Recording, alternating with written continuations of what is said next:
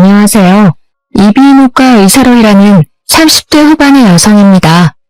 저는 삶이 무기력해지거나 지칠 때 여기 사연을 듣는데요. 사연을 듣다 보면 재밌기도 하고 사람 사는 것이 다 똑같다는 생각이 듭니다. 때로는 통쾌한 사이다 복수가 너무 짜릿해서 하루의 피로가 싹 다 날아가는 것 같기도 해요. 매번 이렇게 사연을 듣기만 하다가 얼마 전에 제가 겪은 일이 여기 사연들 못지않게 막장이기도 하고 나름 사이다 사연인 것 같아 이렇게 저의 사연을 보냅니다. 사실 저는 얼마 전에 이혼했어요. 제가 적지 않은 나이인지라 어지간하면 같이 살려고 했는데 보면 볼수록 남편과 그의 가족이 상종하면 안 될 사람인 것 같아 과감히 그들과 연을 끊게 되었습니다. 본격적인 이야기를 시작하기에 앞서 저와 남편이 어떻게 결혼했는지부터 말씀드려야겠네요. 앞서 말씀드렸듯이 저는 의사이고 남편은 우리 병원에 약품을 납품하는 제약회사 영업 직원이었어요. 남편이 우리 병원에 업무차 자주 왔고 오가며 얼굴 도장을 찍다가 가랑비에 옷 젖듯 서로에게 호감이 생겨 결혼까지 하게 되었습니다. 결혼식과 신혼여행을 무리 없이 진행하고 시댁에 처음으로 인사를 드리러 갔는데 시어머니가 갈비찜과 잡채를 아가씨에게 던지며 크게 구박하더라고요. 너는 지금까지 먹은 음식이 얼만데 아직도 이깟 간을 하나 제대로 못 맞춰? 갈비찜은 짜고 잡채는 다 불었잖아. 이딴 음식을 도대체 누가 먹어? 네가 이 집에 왜 있는 건데? 요리하고 허드렛 일이나 하라고 있는 건데 그것도 못하면 네가 이 집에 있을 자격이 있어? 못할 것 같으면 나가. 우리는 너 따위 계집년 필요 없으니까. 아가씨는 눈물이 그렁그렁하고 어깨가 축 처져 있는데 정말 보기 너무 안쓰러웠습니다. 시어머니는 호되게 아가씨를 혼내시다가 저와 남편을 보고는 순식간에 인자한 표정으로 바뀌셨어요. 우리 은호랑 선혜 왔니? 신혼여행은 어땠어? 재밌었니? 너네 온다고 쟤한테 음식 좀 해두라고 했더니 잡채랑 갈비찜을 이따위로 만들어놨단다. 에휴, 이를 어쩌면 좋니? 그냥 나가서 먹을까? 뭔지 쟤는 아직도 간을 못 맞추는 거야? 쟤는 도대체 언제쯤이나 사랑구실을 하려는지. 아니요, 어머니. 아가씨가 음식을 이렇게 많이 장만했는데 다른 것들 먹으면 되죠. 그래 줄래? 우리 며느리는 의사 선생님인데도 참 배려심도 깊어. 이해해줘서 고맙다. 야, 너네 오빠 배고프니까 빨리 음식 차려와. 그리고 세아가, 너도 같이 가서 음식 준비 좀 하려누나. 너도 며느리니 이제 부엌 살림도 해봐야지. 시어머니는 저에게는 아가씨처럼 날카롭게 말씀하시지는 않았지만 그래도 며느리면 당연히 시댁의 일을 해야 한다고 하셨습니다. 저 역시 시댁에서 가만히 있을 생각은 없었지만 아무리 그래도 오자마자 이런 식으로 부엌으로 보내버리니 기분이 썩 좋지는 않았어요. 제가 부엌에 있을 때도 시어머니는 아가씨를 끊임없이 구박했습니다. 그런 모습을 보며 언젠가 시어머니가 저한테도 저렇게 구박을 하지 않을까 하는 생각이 들었어요. 똑바로 좀 해, 똑바로. 하여튼 손이 느려 터져서는 멍청한 년. 사실 상견례 때와 결혼식 때도 시어머니와 아가씨는 친해 보이지는 않았지만 아무리 그래도 자기 자식인데 이렇게까지 구박을 하는 게 이해가 가지 않았습니다. 저는 아가씨를 도와 어질러진 부엌을 대충 정리하고 상을 차린 후 밥을 먹으려고 자리에 앉았는데 아가씨는 식사하지 않더라고요. 제가 식사를 같이 하자고 권하니 아가씨는 속이 좋지 않다고 하며 방으로 들어가 버렸습니다. 내버려둬. 쟤는 원래 우리랑 같이 밥 안 먹어.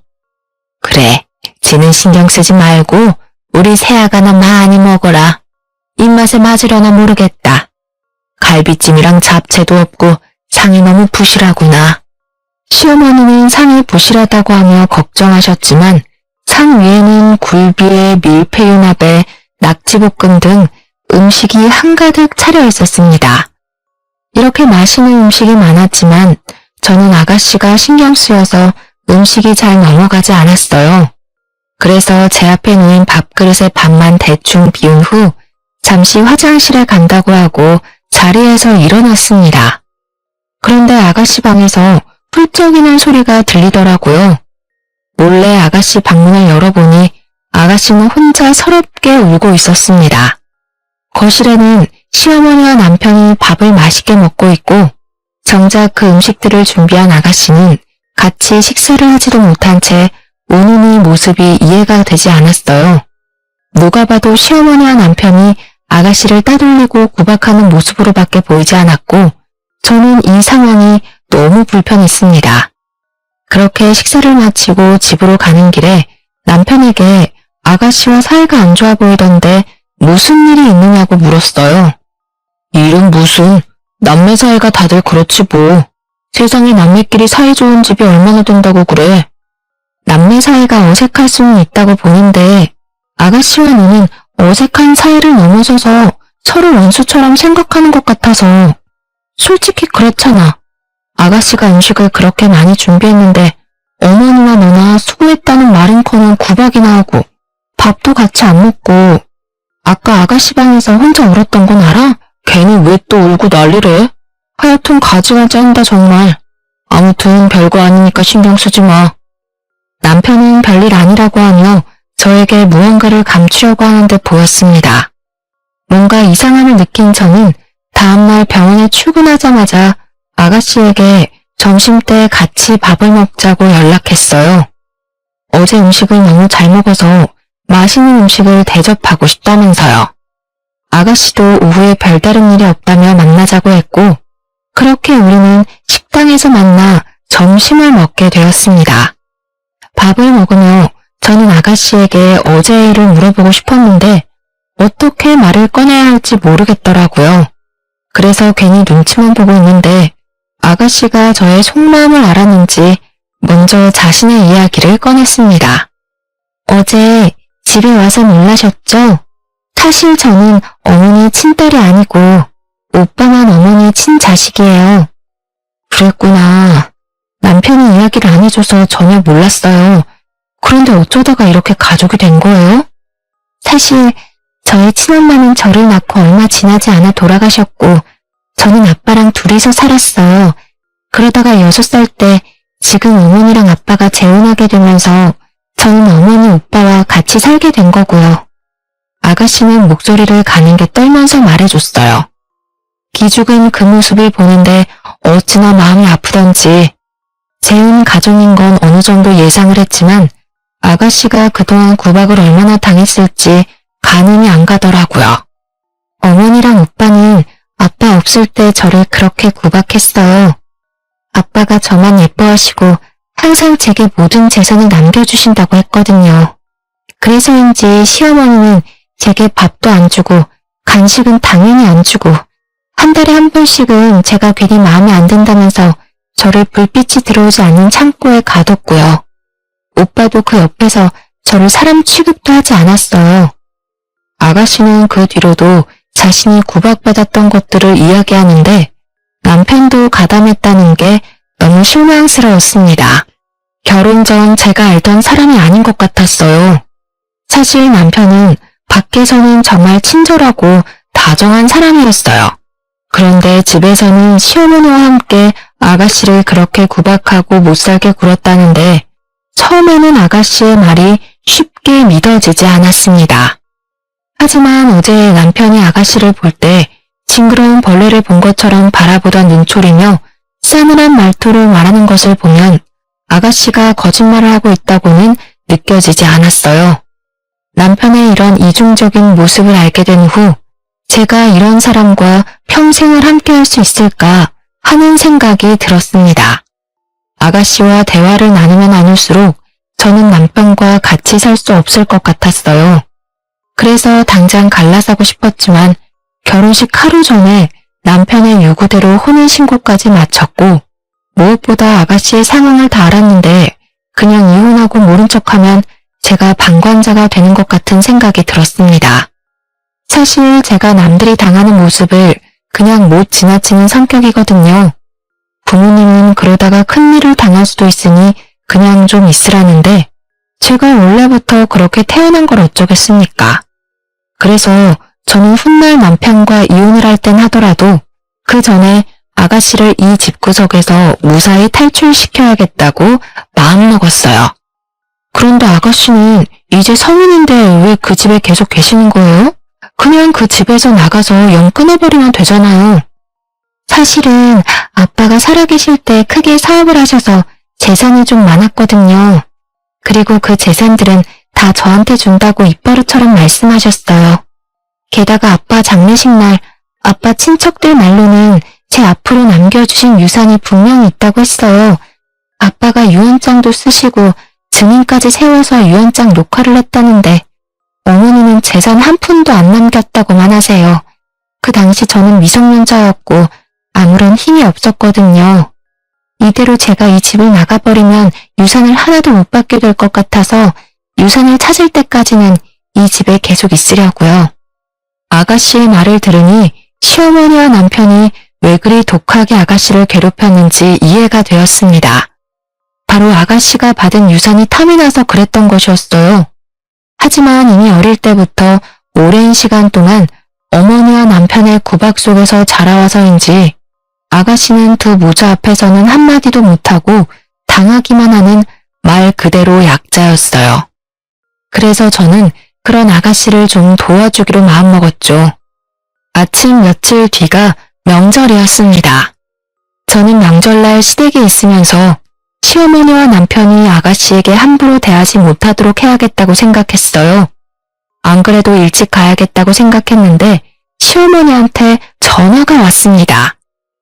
예, 며칠 뒤가 명절인 거 알지? 너가 아무리 의사라지만 그래도 이 집에서는 며느리야. 며느리면 며느리답게 명절 때 와서 음식 장만도 하고 해야 한단다. 그러니 말인데 너는 은우보다 일찍 와서 장도 보고 장만도 해라. 알겠니? 네, 어머니. 안 그래도 그러려고 했어요. 그러면 명절 전날 진료 마치고 바로 시댁으로 가면 되는 거죠? 그냥 아예 그 전날 진료를 빼버릴 수는 없니? 할 일도 많고 너는 며느리니까 내가 이것저것 알려줄 것도 있고 말이야. 아무래도 너는 그동안 공부하고 병원일 하느라 집안일은 하나도 모를 것 아니냐? 아무리 그래도 진료를 아예 빼버리는 것은 안 되죠. 게다가 요새 감기며 독감 환자 얼마나 많은데요. 시어머니는 아예 명절 전날부터 와서 제가 일을 해주기를 바랬지만 제가 집에서 노는 것도 아니고 일하는 게 그게 가능하겠습니까? 당연히 안 된다고 했고 시어머니는 제 말에 어쩔 수 없다고 하시면서도 못마땅하게 생각하시는 것 같았어요. 그래서 명절 전날 밤에 가려고 했지만 그날은 저녁까지 환자들이 몰려들면서 밤늦게 진료가 마치게 되었고 명절 전날이 아닌 당일날 아침 일찍 시댁에 가게 되었습니다. 어차피 저는 가서 음식을 할 것이기에 편한 복장을 입고 시댁에 갔어요. 원래 첫 명절에는 며느리가 일찍 와서 음식도 하고 해야 하는 거다. 그리고 복장은 또 이게 뭐니?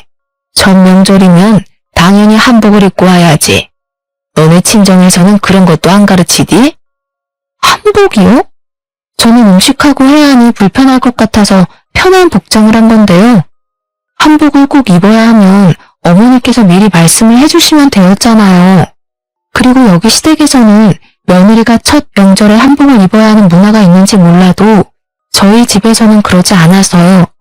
이거는 그냥 문화 차이인데 부모님이 저를 잘못 가르쳤다는 막말은 하시지 않았으면 좋겠습니다. 의사라 그런지 아주 논리적으로 따박따박 말대꾸하는구나. 내가 말을 말아야지. 아무튼 너는 얼른 부엌 가서 은지랑 음식 좀 장만해. 네가 늦게 와서 벌써 시간이 많이 늦었구나. 은우 너는 평소에 회사 다니느라 힘들었으니까 방에서 푹 쉬어라. 시어머니와 남편은 각자 방으로 가서 잠을 자거나 TV를 보며 쉬고 있었고 저와 아가씨는 부엌에서 열심히 일했습니다. 새언니도 평소에 환자들 보느라 힘드실 텐데 들어가서 쉬세요. 저 혼자 다 할 수 있어요. 아니에요. 저도 같이 해요. 사실 제가 음식을 많이 해보진 못해서 큰 도움은 안 되겠지만 그래도 설거지라도 도울게요. 아가씨는 제 말에 이 집에서 옆에 같이 있어주는 것만으로도 든든한 힘이 된다고 했습니다. 그동안 얼마나 시어머니와 남편에게 구박과 차별을 받았으면 집에서 누군가가 옆에 있는 것만으로도 힘이 된다고 할까요? 저는 이런 아가씨에게 든든한 버팀목이 되어주고 얼른 아버지의 유산을 찾게 도와주고 싶었습니다. 아가씨와 대화를 나누며 음식 장만을 거의 마치고 식사 시간이 되어 상을 차린 후 시어머니와 남편을 불렀어요. 식사를 시작하는데 시어머니가 남편 앞에는 갈비찜을 밀어놓고 아가씨 앞에는 김치나 나물 반찬만 주더라고요. 심지어 아가씨가 손을 뻗어 갈비찜을 먹으려고 하자 시어머니는 아가씨의 손등을 때리셨습니다. 이 상황에서도 남편은 시어머니가 준 갈비찜을 아주 맛나게 뜯어먹고 있었죠. 저는 그 꼴이 너무 얄미워서 남편 앞에 있던 갈비찜 그릇을 아가씨 밥그릇 바로 옆에다가 두었습니다. 선혜야, 갈비찜 먹고 싶은데 그걸 제 옆에다가 두면 나나 우리 아들이 먹기 힘들잖아. 어머니, 나이 많은 사람들은 소화 능력이 떨어져서 갈비찜 같은 거 많이 드시면 소화 안 돼서 고생하세요. 어머니는 식이섬유가 풍부한 나물이나 김치 같은 거 많이 드시고요. 아가씨 같은 젊은 사람들은 앞으로 힘차게 살아야 하니 갈비찜 같은 단백질을 많이 먹어야 해요. 아무리 그래도 그렇지 우리 아들 은우도 젊은 사람인데 먹어야 할 것 아니냐. 게다가 은우는 너네 집 책임질 가장이야. 그러니 당연히 우리 아들이 잘 먹어야지. 저희 남편 회사 식당에서 엄청 잘 먹어요. 매일 고기 반찬 나오던데요. 사람이 매일 고기 먹으면 체내 지방만 쌓여서 건강에 더 해로워요. 그리고 실질적으로 우리 집 가장은 바로 저예요. 제가 남편보다 월급이 더 많은 거 아시죠? 집도 제 명이고요. 여기서 갑자기 그런 말이 왜 나와? 집 못해갔다고 시비 거는 거야 뭐야? 시비라기보다는 시어머니한테 사실 확인해드리는 거야. 솔직히 결혼할 때 형편이 넉넉하지 않다고 내가 살던 집에서 신혼살림 차리고 혼수도 다 내가 했는데 이 정도도 말 못하냐? 제 말에 남편과 시어머니는 더는 말을 이어가지 못했습니다. 그 뒤로도 시어머니와 남편은 아가씨를 괴롭히고 구박하려 했지만 그럴 때마다 저는 아가씨 옆에서 아가씨가 못했던 말들을 대신 다 해줬어요. 그렇게 명절이 지나고 집에 오니 남편은 표정이 좋지 않았습니다. 너 무슨 갱년기야? 도대체 우리 엄마랑 나한테 왜 그렇게 시비야? 우리는 원래 은지랑 그렇게 살았어. 원래 그렇게 사람을 구박하면서 살았으니 당연한 거라고. 그게 말이 돼? 정상적인 사람이라면 사람이 사람을 이유 없이 구박해서는 안 되는 거야. 우리가 이러는 이유가 있다고. 사실 은지 걔 우리 엄마 친딸 아니야. 돌아가신 아버지와 엄마 재혼하셨고 은지는 아버지 딸, 나는 엄마 아들이라고. 그래서 이러는 거야. 그러니까 너도 우리 집 일에 자꾸 나서지 말고 그냥 그러려니 하고 살아. 너야 뭐 항상 화목한 가정에서 잘 지냈겠지만 우리 집은 아니라고. 재혼 가정에다가 남매면 서로 친하지 않을 수는 있어. 그런데 친하지 않는다고 너와 너네 엄마처럼 사람을 그렇게 구박하는 건 아니야. 무슨 초딩들도 아니고 다 큰 어른들이 그게 뭐니? 먹는 거로 치사하게 차별하고 말이야. 치사? 우리 엄마가 지금 치사하다는 거야? 와, 너 도대체 우리 집을 어떻게 생각하길래 그런 말을 해? 어떻게 생각하기는 콩가루 집안으로 생각하는 거지 뭐. 그날 남편과 저는 대판 싸웠고 그 뒤로도 계속 냉전 상태였습니다. 저는 솔직히 남편이 아가씨를 사람 취급도 하지 않고 자신의 행동이 잘못된 것조차 모르고 당연하다고 여기는 모습에 크게 실망했어요. 남편 역시 자꾸 자기 집안일에 간섭하는 제가 불편하고 싫었는지 저를 피했고 회사 일이 바쁘다는 핑계로 매일 야근에 주말에도 계속 출근한다고 집에 거의 있지 않았습니다. 이미 부부간의 정은 뚝 떨어진 상태였고 마음 같아선 그냥 이혼해버리고 싶었지만 이혼해버리면 평생 아가씨를 돕고 싶어도 도와주지 못할 것 같아 억지로 결혼 생활을 유지하고 있었어요. 그렇게 몇 주 뒤 시어머니의 생신날이 다가왔습니다. 저는 그날이 토요일이라 쉬는 날이기도 하고 시어머니 생신이라고 아가씨와 저에게 음식을 만들라고 할 것이 분명하기에 외식을 제안했으나 시어머니는 저녁 때 친구들과 한정식 집에서 먹기로 했다면서 점심은 집에서 먹자고 하시더라고요. 그래서 저는 시댁에 출장 뷔페 음식을 주문했습니다. 시어머니 생신날 시댁에 가니 이미 제가 주문한 음식들이 거실에 차려져 있었고 거실과 부엌 사이에는 엄청 비싼 브랜드의 명품 옷이 걸려 있었어요. 이 옷 엄청 비싼 옷 아니에요? 그래, 역시 너는 볼 줄 아는구나. 오늘 저녁 친구 모임에 이 옷 입고 가려고. 채아가, 내 생일이라고 이렇게 음식들 주문해줘서 고맙구나. 어서 먹자. 이은지, 너는 세연이 잘 만나서 호강한 줄 알아. 음식은 제가 한 것보다는 100배 맛있구나. 입에 맞으신다니 다행이에요. 참, 어머니 생신이라서 용돈 준비했어요. 우리 며느리가 통이 크네. 뷔페 음식도 주문하고 용돈도 주고 말이야. 고맙다. 며느리는 이렇게 내 생일이라고 용돈을 주는데 은지 쟤는 음식도 못해 용돈도 안 줘. 이 집에 얹혀 사는 년인 주제에 뭐 하나 제대로 하는 것도 없으니 이 집에서 아무짝에도 쓸모가 없어. 그럼 우리 엄마가 이 집에서 쟤 키운다고 얼마나 고생했어. 그런데도 쟤는 저렇게 은혜를 모른다니까. 사람이 덜 된 거지. 아가씨는 시어머니의 말에 화가 많이 나 보였습니다. 시어머니가 아가씨를 정성 들여 키운 것도 아니고 그렇게 구박과 차별을 해댔는데 그럼에도 불구하고 일말의 죄책감은커녕 오히려 더 많은 것을 요구하는 모습이 뻔뻔스러워 보이기까지 했어요. 게다가 그 옆에 맞장구 치는 남편의 말 역시 아주 기가 막혔죠. 어머니, 근데 사실 어머님도 이 집에 얹혀 살았던 거 아닌가요? 이 집 돌아가신 아버지가 결혼 전부터 사셨던 집이었다면서요. 그렇게 따지면 어머님이 얹혀 사시는 년이 되죠. 아닌가요? 제가 아주 해맑은 표정으로 이렇게 말하자 시어머니는 당황하며 어쩔 줄 몰라 하는 표정을 지으셨습니다.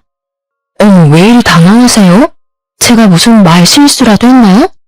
그런데 어머님, 생각해보면 어머니 아들도 저한테 얹혀 사는 중이네요. 저의 집, 제가 원래 살던 제 집이잖아요. 그 안에 들어간 살림살이도 다 제가 제 돈으로 산 것이고요. 어머니도 아버지한테 얹혀 사셨고 어머니 아들도 저한테 얹혀 사네요? 모자간에 참 잘도 얹혀 사시네요. 너 지금 우리한테 엿 먹으라고 비꼬는 거지? 무슨 그런 섭섭한 소리를 하세요? 저는 그냥 부러워서요. 저는 열심히 일해서 돈 벌어서 제 집을 장만했는데 어머니도 그러고 남편도 그러고 남의 집에 잘 얹혀 살고 계시잖아요. 그런 것도 능력이라면 능력이죠. 원래 대다수 사람은 얹혀 살면 눈치 보여서 눈치를 안 줘도 눈칫밥도 먹기도 하거든요. 그런데 어머니도 그러고 남편도 그러고 둘 다 눈칫밥 먹지는 않는 것 같아서 대단하고 부러워서 그래요. 생일날 너랑 입씨름하고 싶지 않구나. 됐고 그냥 케이크나 먹자. 이은지, 너는 어느 정도 식사가 맞춰가면 눈치껏 케이크 좀 잘 나오고 해야지 어쩜 그렇게 애가 둔하니? 그동안 아가씨가 음식 차리고 하느라 고생하셨으니까 제가 케이크는 부엌 가서 잘 나올게요. 저는 자리에서 일어나 부엌으로 향했습니다. 부엌으로 향하는 길에는 저녁 때 입고 가신다던 어머니의 명품 옷이 걸려 있었고 아가씨가 이 명품 옷보다도 못한 대접을 받는다는 생각이 들었어요. 그 순간 저는 왠지 모르게 화가 치밀었고 저는 손이 미끄러진 척하면서 생일 케이크를 그대로 시어머니의 명품 옷에 내리 꽂아버렸습니다. 아이, 야! 그게 얼마짜리 옷인 줄 알아? 너 왜 여기다가 케이크를 던져? 내가 똑똑히 봤어. 어머, 죄송해요. 요새 환자들이 너무 많아서 그런지 가끔 손에 힘이 확 풀리더라고요. 그래서 그만 케이크를 놓쳐버렸네요. 조심 좀 하지 그랬어. 야, 이은지, 너 빨리 안 일어나? 일어나서 얼른 저거 잘 닦아. 얼룩 하나도 안 남게 손빨래 하라고. 오늘 저녁에 저 옷 입고 가야 하는데 어떻게 정말? 어머니, 제가 옷을 더럽혔잖아요. 그러니까 아가씨가 굳이 할 필요 없죠. 그리고 이거는 명품 옷이라서 세탁소에 맡겨야 할 것 같은데 제가 책임지고 세탁소에다가 깨끗이 드라이클닝 해달라고 할게요. 아, 그런데 여기 앞에 세탁소가 현금 장사를 하시더라고요. 그러니 아까 제가 드린 용돈 좀 다시 주시겠어요? 너는 치사하게 줬다 빼앗는 게 어디 있니? 그럼 어떡해요? 이거 보니까 물 세탁도 안 되는 것 같은데. 그냥 세탁기에 돌려드릴까요? 오늘 저녁 때 입고 가시려고 했는데 이걸 어쩌나? 제가 명품 옷을 들고 세탁기가 있는 베란다로 가자 시어머니는 안 된다고 하며 어쩔 줄을 몰라 하셨습니다. 결국 시어머니는 어쩔 수 없이 저에게 다시 돈을 건네셨고 저는 그 돈으로 단지 내 세탁소로 가서 시어머니 명품 옷을 드라에 맡겼어요. 그렇게 옷을 맡기고 다시 시댁에 갔는데 시댁에서는 시모와 남편은 화기애애하게 식사를 하고 있었고 아가씨는 제가 흘린 케이크를 혼자 닫고 있더라고요. 그 모습은 마치 어릴 때 읽었던 동화 콩쥐팥쥐의 한 장면 같았습니다. 야, 케이크 잘못 닦으면 미끄러운 거 알지? 김 줘서 팍팍 잘 닦아라. 내가 다 검사할 거야. 그래, 똑바로 좀 닦아. 너가 똑바로 안 닦아서 우리 엄마 다치면 나 너 진짜 가만 안 둔다. 이들의 대화를 듣고 있자니 화가 치밀어서 견딜 수가 없었습니다. 순간 아주 기발한 생각이 들었는데요. 어머니 오늘 생신이신데 제가 옷도 더럽히고 해서 죄송해요. 아까는 제가 말이 너무 심했죠? 그래서 말인데 제가 이 한도 무제한 카드 드릴 테니까 이 카드로 친구 모임에서 계산도 하시고 백화점 가셔서 원하는 것 마음껏 고르세요. 시어머니는 제가 건네준 카드를 아주 기쁘게 받으시며 외출 준비를 하셨습니다. 저와 아가씨는 같이 거실의 상을 치우고 시어머니는 친구 모임에 남편은 거래처 사람을 만난다며 늦게 올 것이라고 했어요. 저는 혼자 신혼집으로 돌아와 오랜만에 집 청소를 하고 있는데 시어머니한테 전화가 왔습니다. 세아가 지금 나 뷔페에 와서 너가 준 카드로 결제하려는데 왜 결제가 안 되니? 결제가 안 돼요? 이상하다.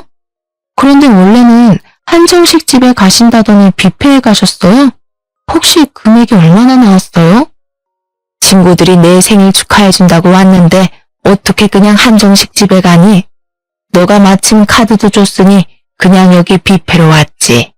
지금 금액은 200만 원 가까이 나왔는데 설마 이 카드 한도가 있는 거니? 시어머니는 제가 드린 카드를 들고 친구들을 불러서 인당 20만 원이나 되는 호텔 뷔페를 가셨더라고요. 분명히 카드를 받기 전에는 한정식 집에 가신다고 해놓고서는요. 참 뻔뻔하기도 하죠. 사실은 신모에게 쥐어준 카드는 제가 이전에 잃어버려서 분실 신고를 해놓은 카드였어요. 제가 단골 식당에 놓고 가서 분실 신고를 했는데 바빠서 취소 신청을 하지 못한 거죠. 선심 쓰듯 드렸더니 이렇게 펑펑 쓸 줄 누가 알았겠어요? 어머니, 사실 그거 정지된 카드예요. 그리고 아무리 며느리한테 한도 무제한 카드를 받아도 그렇지. 어떻게 그 비싼 뷔페를 갈 생각을 다 하셨어요?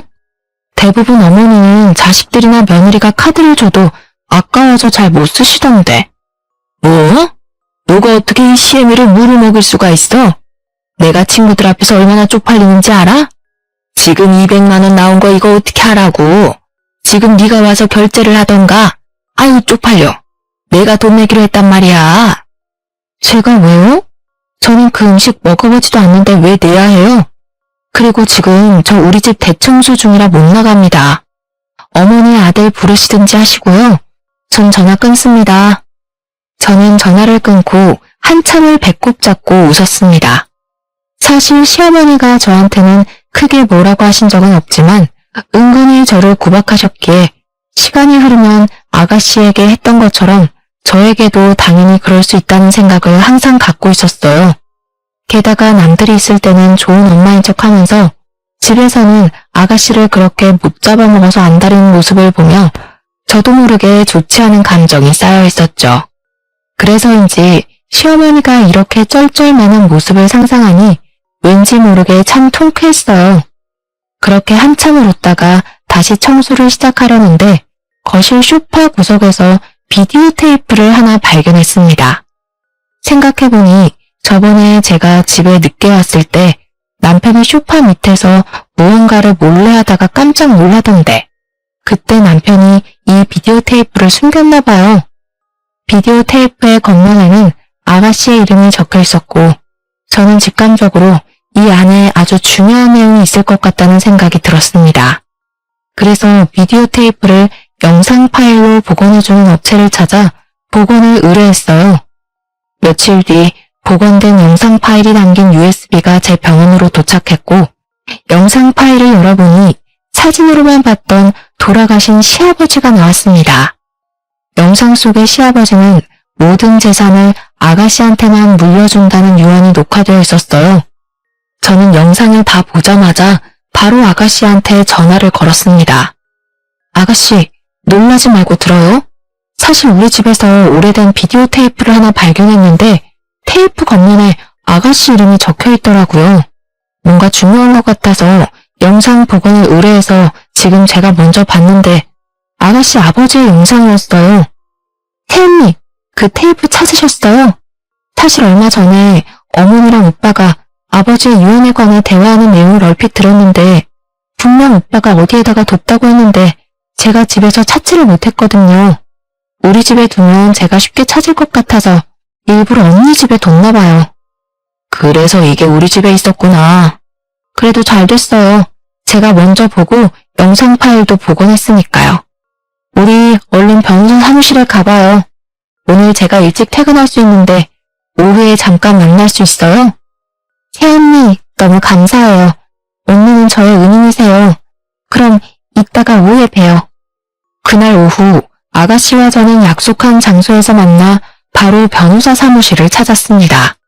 변호사는 시아버지의 영상 파일을 보더니 유언의 형식을 아주 잘 갖춰서 녹화하셔서 유언의 효력이 있다고 하셨어요. 게다가 유산 상속의 공소시효가 10년밖에 안 되는데 시아버지가 돌아가신 지 9년째라서 유산 상속 소송도 충분히 가능하다고 하셨습니다. 1년만 더 늦게 발견했으면 공시시효가 끝나 소송도 걸어보지 못하게 될 뻔했는데 정말 다행이었어요. 아가씨는 당연히 시어머니와 남편을 상대로 소송을 진행했습니다. 다음날 환자들을 진료하며 정신없는데 밖에서 아주 시끄러운 소리가 들려 나가보니 시어머니가 와 계셨어요. 시어머니는 저를 보자마자 제 머리채를 잡아 뜯으려고 하셨습니다. 간호사들은 시어머니를 말리려 했지만 저는 일부러 CCTV가 아주 잘 보이는 곳으로 시어머니를 유인해서 머리채를 잡혀드렸어요.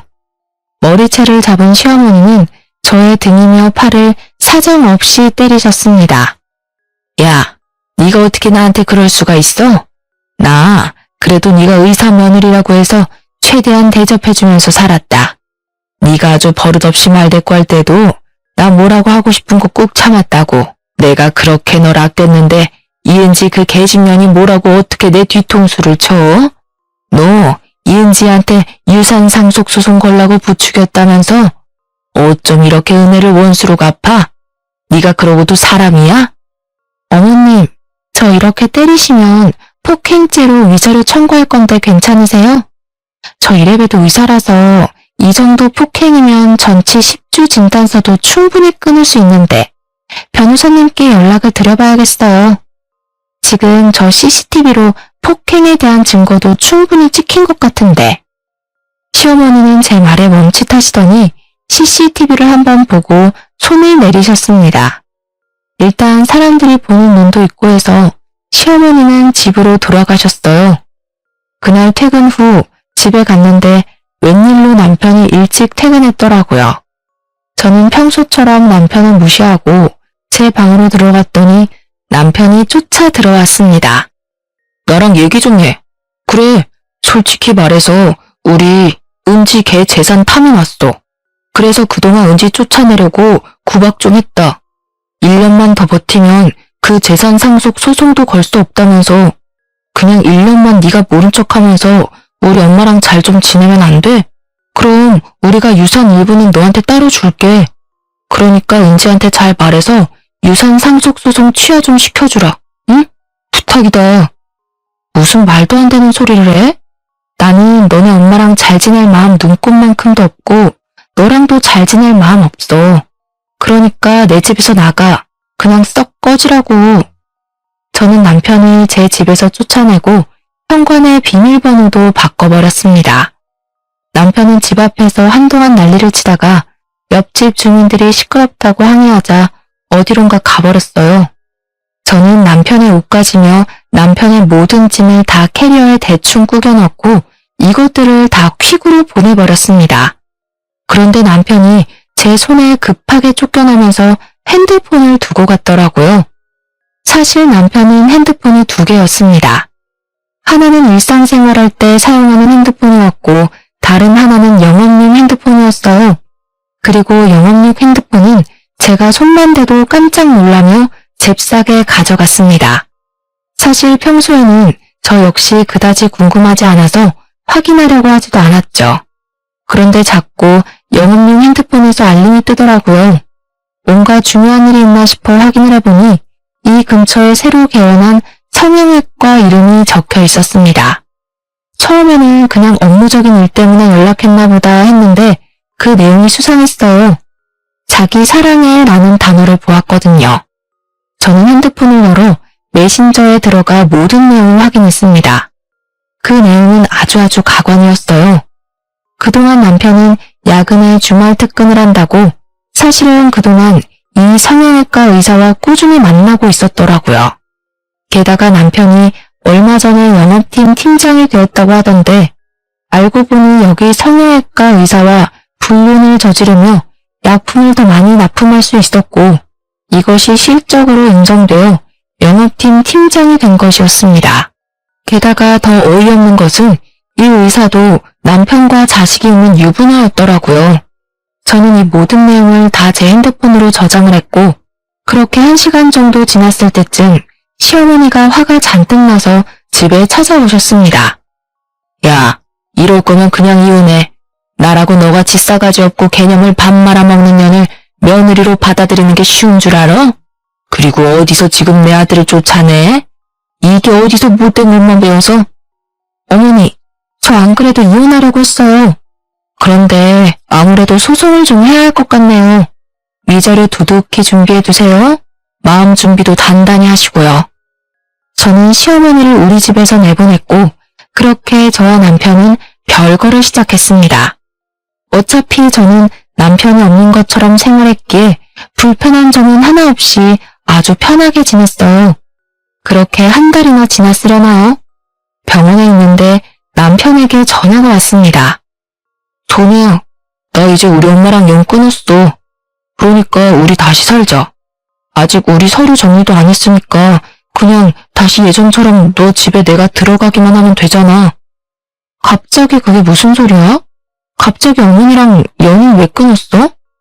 사실 어머니가 은지를 너무 못살게 구는 것 같아서 내가 어머니 재산 다 들고 도망쳤어.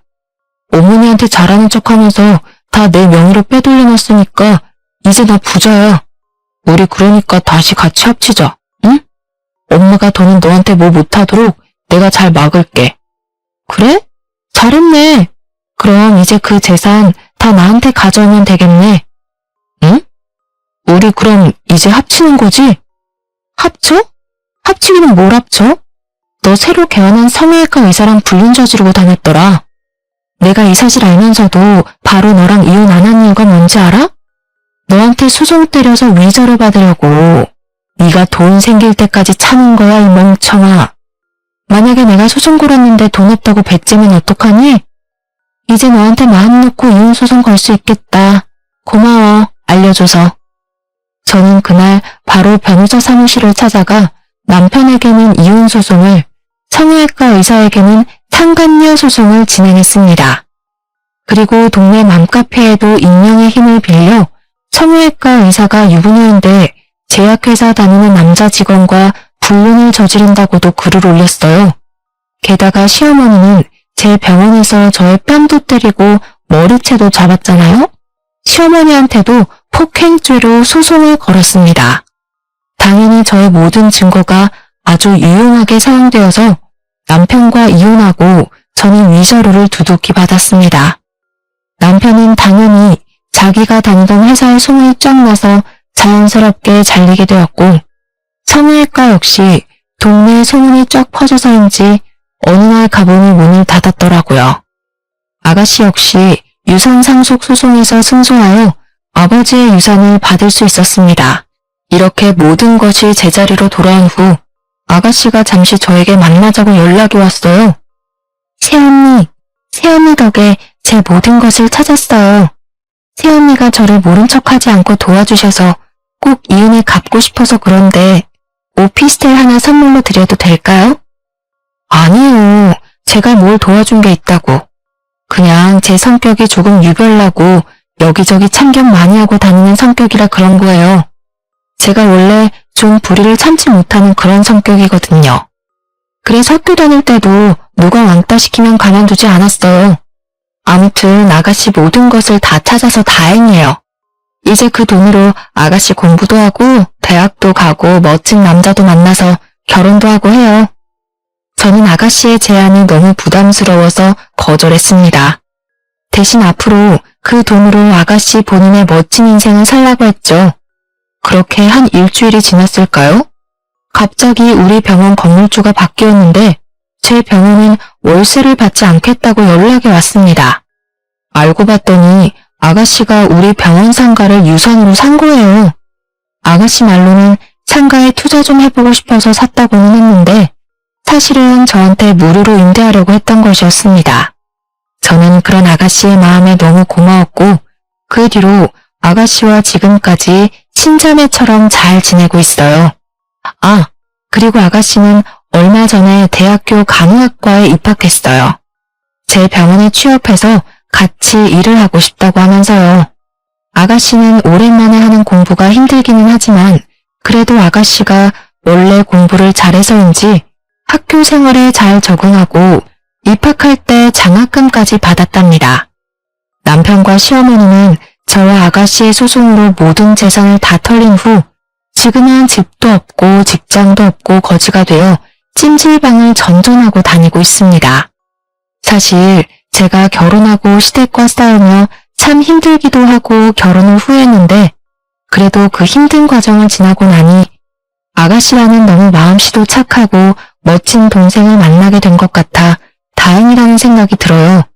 이렇게 만나게 된 인연의 끈을 놓지 않고 죽을 때까지 친자매처럼 서로 연락하고 함께 살아가 보려고 합니다. 저의 이야기 어떠셨나요? 글솜씨가 부족해서 이해가 잘 안 되는 부분이 있다 하더라도 너그럽게 이해해 주시고 재밌게 들어주셨으면 좋겠습니다. 요새 날씨가 일교차가 커서 감기 환자가 많네요. 다들 건강에 유의하시고 그럼 오늘 남은 하루도 행복하게 보내세요. 감사합니다.